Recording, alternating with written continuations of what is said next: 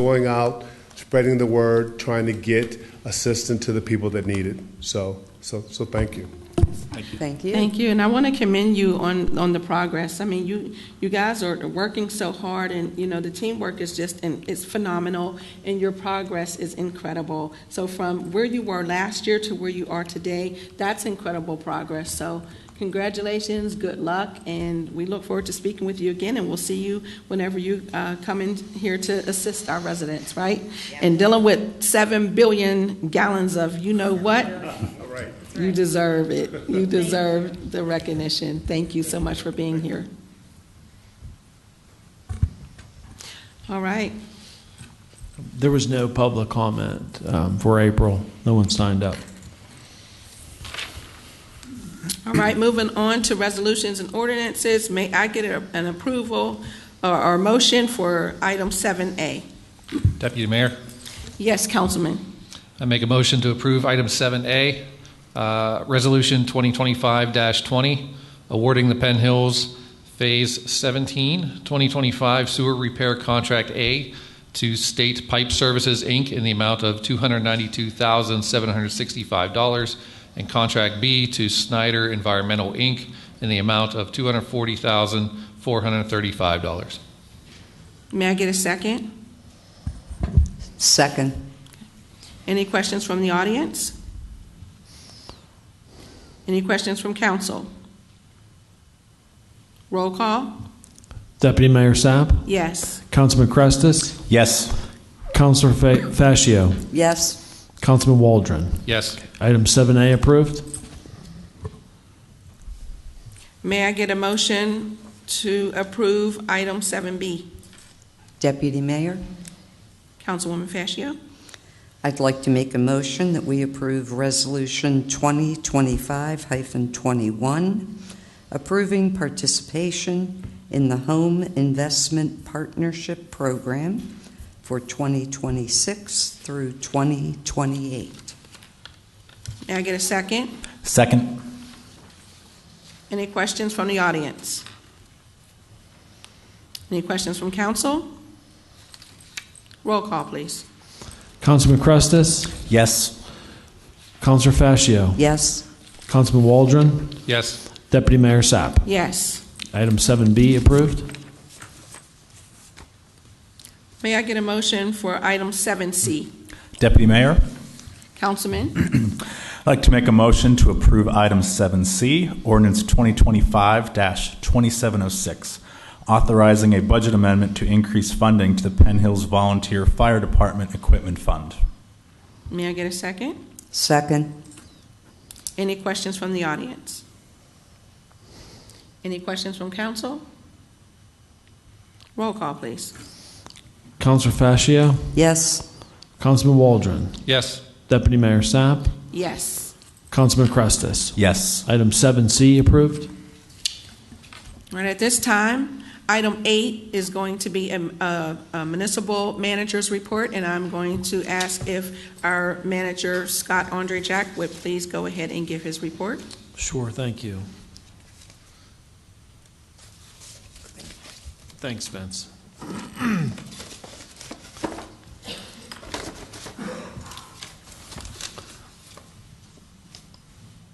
Okay. As promised, last month we said that the finance director and I were going to take a look at our first quarter finances to see what that looked like. And you'll see in the packet, in the material that went out online earlier in the week, that there's actually an April budget report. So you can actually do a pretty deep dive into that if you wanted to. But just suffice it to say that really right now when we looked at the first quarter of things are basically in line with where they ought to be. We haven't really experienced a whole lot of surprises, revenue or expense-wise. So when you look at our overall budget, at least right now, at least how the money's coming in the first quarter and the way that it's going out, it's not atypical. So I didn't want to dwell too much on that. I wanted to just sort of highlight the fact that we are looking at that. And as we get through the year and further in the year, as we make our projections for next year, it becomes a little more critical that we spend a little more time on it, but that is something that we do. Moving on to just what I'm calling ongoing projects, some things that are happening here since the last time we met. Some of these things we've talked about before, but they're things that are on the radar, so to speak, that we're continuing to try to advance this year. One being the firefighters tax refund program. Again, that is time sensitive because the municipality is going to have to decide how it wants to implement that really by the end of the summer because of the way that operates as a refund. And so there's probably going to have to be a little more due diligence and discussion pertaining to whether or not that's going to be strictly a real estate tax refund, which is, I think, what it was presumed to be, or whether it was going to be a combination of that with a real estate refund as well. So there's some complicated pieces of that we have to continue to work towards if we're going to implement that at the end of the year.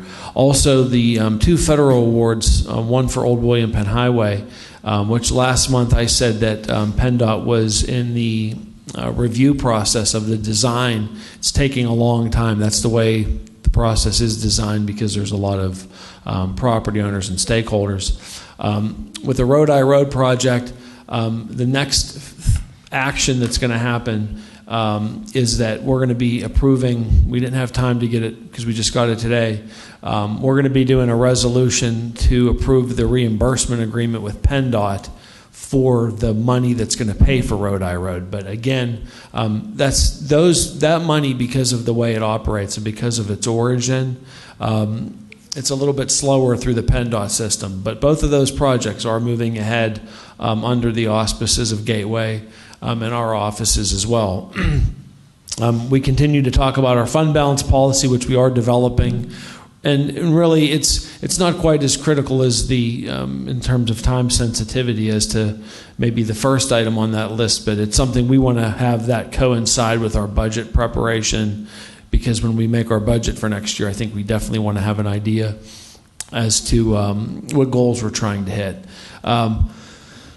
Moving on to this enterprise fleet management program for police vehicles, we're in the discernment process of that right now. We met with some of the vendors that operate a program whereby essentially it's a financing vehicle, but it's really a fleet management tool that we don't quite have here. We have fleet management services, but I don't know that it's really a holistic sort of total look at things.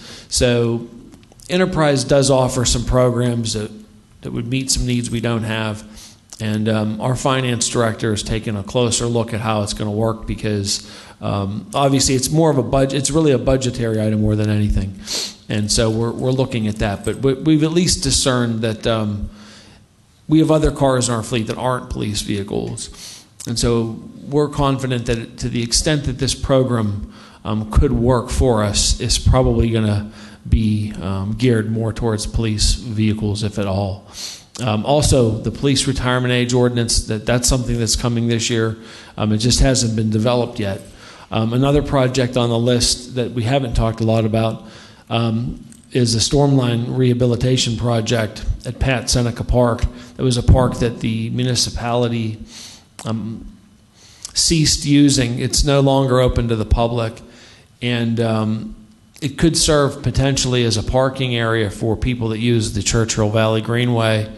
And so the Allegheny Land Trust has expressed interest in that property, but there's a sewer line there that runs through the parking lot. And it's going to be I don't want to guess at what it's going to cost, but I would say it's probably in the $20,000 or $30,000 range to fix that storm line. But if we would fix the storm line, we could divest the property to Allegheny Land Trust, and then they would have to fix the parking lot, because where that park is would actually be another way to park at that facility and then use the property. So that's something that's happening too. It's not the biggest project, but it's slow moving because they have a lot of investments that they're making in that property, but it is slow moving. Also, traffic calming policy development is something that we're going to be talking more about later this week, actually, in another venue. But one of the things in 2025, it's coinciding with some of our efforts to look at speeding. That's a concern people have. So we've made some investments in equipment, and we're looking at some other things. And one of the other things we're looking at is an updated traffic calming policy to give a little bit more transparency and a little more consistency and a little more in terms of expectations as to what happens if you think they're speeding on your street. That's really kind of the beginning of it, is if you think that you have speeding where you live, what happens and how do we analyze that? So that's all things that are going to get unpacked as we go. I'm sorry, and then I put that on there twice. It shouldn't be on there in terms of the federal award. And then also the grant that is through the LSA that came from the state gaming money. That money right now is under contract for that project, and we are working with the applicant on a timeline to move ahead with getting the project out to bid. The money's $200,000, and it's basically to pay for phase one of a housing development. So we have to scope out what that means, and that has to be designed and so forth. So that's where that project is at. We had an overall increase in some of our call volume. I didn't get the total monthly amount for EMS. I wasn't able to do that by the meeting. I can report on it next time. But in the police department, we had about 1,700 calls, which I think that might be average. That might be what you're averaging. We started the 12-hour scheduling, as we mentioned, and at least so far, and it might be too early to say for sure, but it doesn't seem like we're running into any unanticipated issues with it. It doesn't seem like there's any problems with it. And that's probably because if that is the case, it was probably planned correctly, I would argue. But we're going to wait and see before we declare victory. But it looks to be going pretty smoothly. So we're going to be coming back to you with a little more analysis on what that's doing for us. Good things, mainly. Citizens Police Academy, are there any openings left on that? There are. Okay, so that's something that you may want to take advantage of. I know some folks on the council are also interested in that. But I wanted to just spend a little time on the storm that occurred. Obviously, we know well there was a lot of people without service, and just from my vantage point, I'm only able to see so many of the pieces, right, to that. But at least from what we looked at, our Public Works Department basically called everybody out. And I know that our sewer department did as well, because they had a lot of challenges as well. We ended up having to hold officers over that evening under that new schedule. So I think that helped. I would argue, I think that there was extra people maybe that probably helped somewhat. So we had, just during the storm, our police department, I found this out today when we looked, they had 115 calls just during that storm, right? That's quite a bit, right? 20 EMS calls during the storm. They get that usually like in a day. Like for instance, I think up through 4 o'clock this afternoon, I think the EMS had like maybe 13 calls today. So to get 20 calls just in like an hour or two, you can imagine it was pretty overwhelming. But I think everyone really did their part. So many organizations, I think, to be commended. We were fortunate that we didn't really suffer any serious damage to any of our properties as a municipality. We had a little bit of building damage, but it was mostly minor. And so far as we could tell, most of the costs that we're experiencing, they're moderate, and they were budgeted. So to the extent we can get reimbursed for them, we might. But I wanted to just show a few pictures of some of the things that we encountered. This was one of the worst ones, but this is a sewer system that the tree completely uprooted the manhole cover. So it was like, but they were out fixing it that night, making sure that it was all taken care of. Obviously, this was on the same street that evening. And so, our street department has to have the equipment and the teamwork and so forth, because if you cut these trees the wrong way, you're going to take a bad situation and make it worse. You have a tree that's halfway through a living room, and you have to really know what you're doing to approach it. But I think that they did that quite well. Also, coming up this month is Memorial Day. If you haven't participated, those are the details of how we do that. It's the same MO as it's been in the past. It forms really after 9 o'clock up at what used to be St. Bart's. The ceremony is here at noon. And I talked to John, and he said that they have about as many participants as they usually have on that. And I think that's all I had for you at this time. That was a great report. Thank you very much to our business manager. Scott, you do a great job. You have a lot on your plate, and you seem to organize everything very well, making sure that we stay efficient and on top of things. So thank you for that report. At this time, I am going to ask for council comments, and I'm going to start with our senior council person, Councilwoman Joanne Fascio. Do you have any comments? It's a nice way of saying old. No comments. Thank you. Councilman Carestas. Thank you, Deputy Mayor. Just two quick comments. The first is just a heartfelt thank you for all of our public employees that responded to the storm, our police, our EMTs, our sewer folks, Public Works. I mean, the community is indebted to you for putting your lives at risk in certain situations and responding as quickly as possible. I know there were many street lights that were out, and I'm pretty sure the police had to respond to those for a couple days, and coordinating with PennDOT. Just a lot of intergovernmental agencies and coordination goes involved with a disaster like this. So thank you to our local government. I would like to challenge us up here to, address the potential volunteer fire department tax credit, get that on the docket by July. I think that's extremely important that we move that forward for our volunteers. And also, I would love to have the discussion about regionalization with Alcosan also on the docket. I firmly believe that no decision's worse than a no decision. At least with a no decision, we can all have a discussion together and make the right choice. So I would love if we can see that on a future docket very soon. Thank you. Thank you, Councilman Carestas. Councilman Waldron. Yeah, one thing. During our first non-voting meeting this year in January, we talked a lot about communications and how the municipality reaches out to the community with its communications for events and news and emergency items as well. To that point, I put together a communication plan. I've discussed it with, excuse me, I've discussed it with Municipal Manager Scott Andrachak and also the Director of IT. And I'll be doing a presentation on that at the June council meeting. So stay tuned for that. Thank you so much.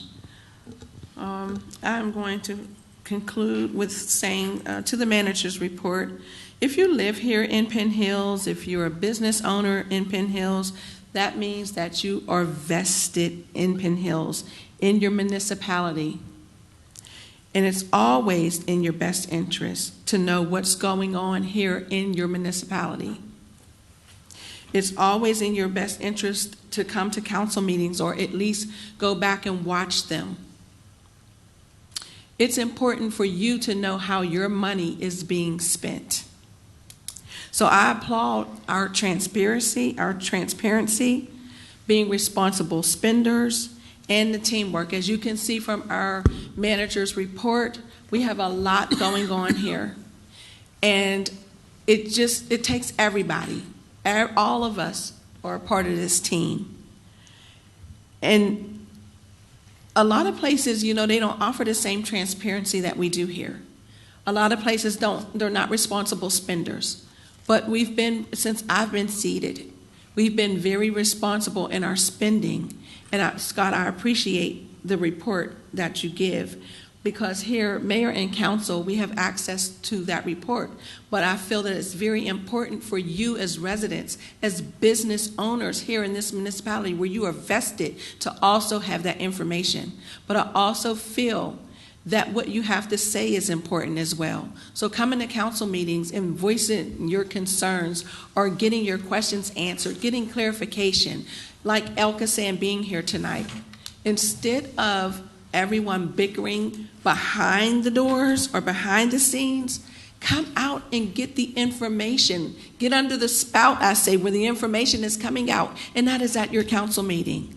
So thank you again to Elka San coming out, being available to answer those questions. And you know what I think is really unique? That we have two key people on Elka San's board and staff that reside right here in Penn Hills. So yes, they're definitely looking out to make sure that everything is going down right here. Why? Because this is where they live. This is where they are vested. So thank you very much for that, and welcome to Elka San, Mr. Ferguson. All right, so teamwork is important. It's just not mayor and council, not just the business manager, not just our directors, not just the police, not just our solicitor, but it's you. So thank you so much for being here this evening. We look forward to seeing you at our next meeting. Please come out and support our Memorial Day Parade. It's going to be amazing. Come out and participate. Come out and meet your neighbors. Come out and meet your mayor. Talk to your council. So again, thank you for being here this evening. Stay safe. This meeting is now adjourned.